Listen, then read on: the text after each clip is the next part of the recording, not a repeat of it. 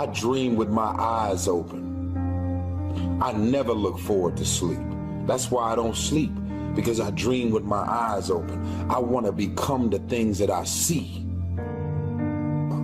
And if you ain't taking advantage of all of your resources and relationships, and you sitting on your ass being a lazy bum, complaining about everything but still ain't doing shit, listen, watch me go get it.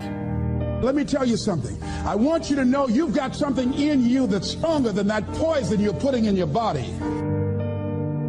And you need to be around some people that can help you get in touch with your power, because you know that your life deserves this.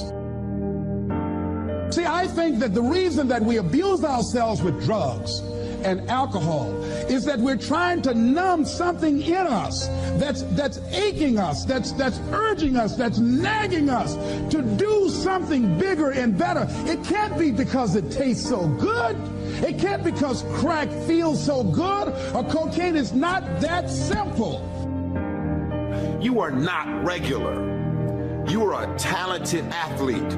So stay your ass in the gym, stay focused on them books, stay in your college dorms. You got the rest of your life to chase chicks and get money, man. That when we are deluding ourselves or polluting our minds, it numbs us where we don't have to face reality, because we don't know what we've got going for us. See, once you discover who you are, the truth of knowing who you are will set you free from ever wanting alcohol, from ever wanting any kind of drug that's going to destroy who you are. Once you begin to know who you are, it will set you free from believing, I can't see myself doing any better. Once you discover this power, the perfect essence of who you are, that's in all of us, that's permeating our being, that enable us to be the directors of our lives.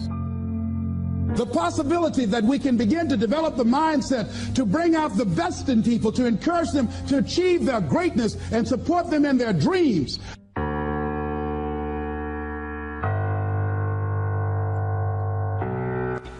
Why is that important? Because what it will do, it will cause you to focus. It will cause you to concentrate. When that other conversation is going on telling you what you cannot do, telling you all of the impossibilities and all of the obstacles, your concentrating will begin to create a larger vision within yourself, and you'll start looking for and seeing some new opportunities. You start creating some openings for yourself. As you begin to read that every day, day in and day out, that will make you focus. That will discipline your thinking. And you'll get all kind of creative ideas. As I talk to you right now, being involved in this immersion process, you're going to create some openings for yourself. You're going to get some ideas. You're going to feel your adrenaline flowing, and you're going to think about something, some idea you had. And you say, I want to go back and I'm going to look at that again from a different vantage point, not from the level of the problem of the obstacles that I encountered, but from a higher vantage point. Because what you will begin to see and to know as I talk to the higher consciousness within you, that you are powerful, that you are a miracle worker. And that inner conversation has conditioned you to believe that you are not. And as you begin to discover the truth of who you are, whatever challenge that you're facing in life, and if you're living, you're facing some challenge, you'll begin to know that you're powerful and that you're a miracle maker. So as you begin to write down exactly what it is that you want, read it every day. The next thing is, see yourself there. How will you feel once you get there? What will the experience be like for you? What will be different? What kind of person do you have to become in order to get there? Visualize yourself there, living the experience. I remember when I ran for state representative in Columbus, Ohio, and I had a lot of people telling me, and you got to watch not only the conversation within, but the conversation without, telling me, Les, you can't possibly win. You can't do that. And I went down to the legislature, and I saw myself. I knew what I wanted. I saw myself in the chair. I pointed out the chair that I wanted. I used to go and sit up in the galleries and watch the legislative process. I used to go to the committee meetings and listen to legislation being introduced. I learned how to write legislation, how to amend legislation.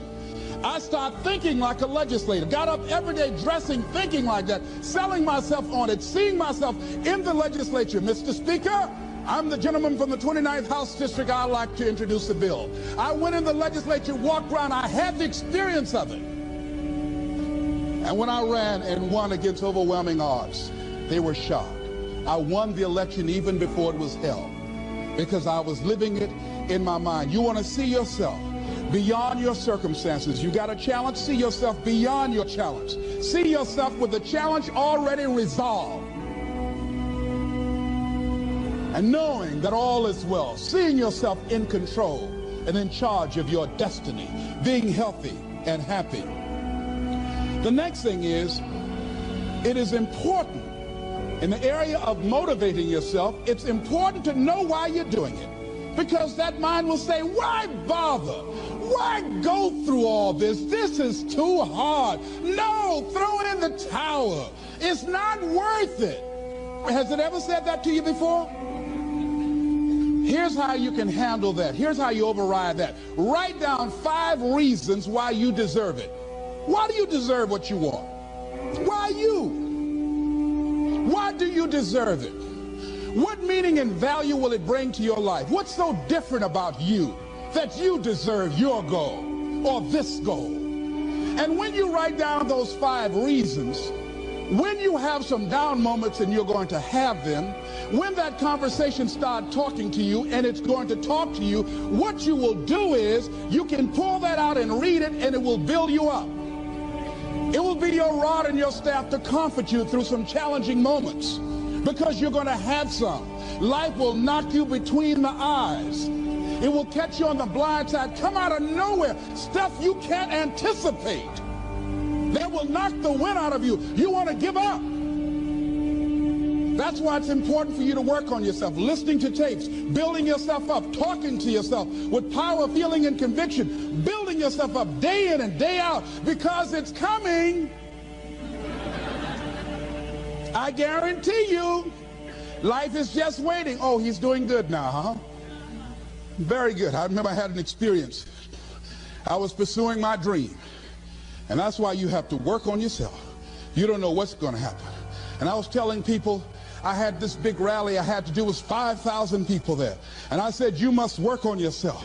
If you want a larger vision, you've got to empower yourself continuously, because life will catch you on the blind side. And after I finished my speech, I got a rousing standing ovation. And I went and called the young lady that I was dating at the time. I said, hey, guess what? I said, they love me. I got a standing ovation. And they were chanting, we want the motivator. We want the motivator. I said, listen, we want the motivator. Do you hear? She said, yes. Les, I need to talk to you. I said, well, wait a minute. You're talking about tough. I was getting off, and I'll be home soon. Les, I heard a voice in the background. Hurry up and tell him. Who's that? Les, you've been gone a lot, and there's somebody else. What? And they came in. Les, come on, Mr. Motivator. They want you back out there. Wait a minute, hold a minute. What'd you say? I'm sorry, there's someone else. And I heard the voice say, hang the phone up. Come on. I say, wait a minute. I say, hey, Motivator, come on. They want you. Can't you hear them cheering? I say, okay. I say, when you working on a larger vision, I say, you got to really work on yourself, because life will catch you on the blind side.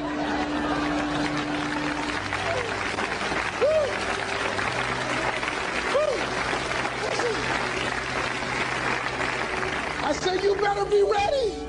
And you better make sure you want it, because it'll make you cry. And somebody said, the Spirit is on him. Thank you, thank you, thank you, thank you. I was talking till they started blinking the lights. They had to come pull me off. And I said, you got to have a larger vision. You make sure, wait a minute, you make sure you work on yourself. They said, come on, Mr. Brown, come on. Yeah. I went back to my hotel room, and loneliness and heartbreak was sitting on the bed, said, are you coming in now? Do you have your larger vision now? How's your positive attitude? Say, get on in here. Are you still breathing? Shut up. No, you want your gold? No, I don't want this gold now. I don't. Life will wear you out. You'll be saying, no, I can't, and no, I won't. You try to read and can't see nothing through the tears. I went plundering through the drawers in this hotel trying to find a Gideon Bible, anything, you know. I said, somebody, anybody help me. Yahweh, Yahoo, anybody. So, boy, I tell you, that's why you got to work on yourself. Because life will send you some curves you cannot anticipate. The next thing is that whatever you do, you want to develop technical mastery. You want to be the best at what you do. You want to master it. See, part of self-motivation is you've got to find something that gives you a strong sense of competence. Well, you become known for that. You develop a reputation of being good at doing that. You set some high personal standards for yourself. You're not competing with anybody else. You're just unfolding yourself to be the best person that you could be. That you want to give the best quality service that you can give, because that is a statement about who you are. The other thing that's the key to self-motivation is recognize the fact that you're going to get into some slumps. Recognize the fact that you're going to encounter a great deal of failure in life. It goes with the territory. But in the face of that, you want to be relentless. When you want something, you don't expect everybody to say, oh, come on in. Oh, you want this? Oh, great. We want to give this to you. You're such a nice person. You're doing it for your family, aren't you? Great. No, life isn't like that. No, many doors will be closed in your face. Many loans that you will want. And they'll say, no, you don't have enough collateral. You don't have enough credit. And most people will give up. But you've got to decide that I'm going to be fearless. I refuse to be denied. And I'm going to go all out. I'm going to be relentless. I don't care how many no's I encounter.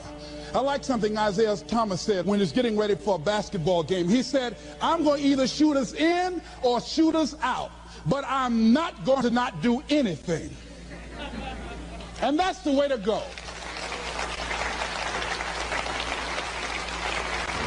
You can't make a basket unless you shoot the ball. You can't hit a home run unless you take a swing at it. Most people won't even take a swing. Well, I probably won't make it anyhow. That's the conversation within. They probably won't give it to me anyhow. If you want something, you've got to be relentless. You've got to decide, I deserve this, and I'm going to have it. And you go all out to get it. That drives you. The next thing is that when you want something out of life, you've got to be willing to go into action. Don't wait around for things to be just right. Don't wait for things to be perfect. Don't wait for the ideal situation. It will never be ideal.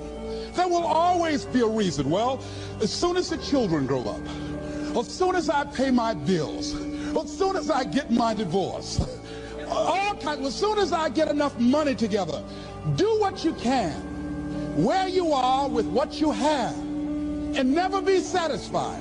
A lot of people never take a chance in life. They don't want to take any chances. They want the situation to be ideal. See, that's not walking by faith. That's walking by sight. If I can see it, I'll do it. No. That's a lot of people saying, if I can see it, I'll believe it. No. If you believe it, you can see it.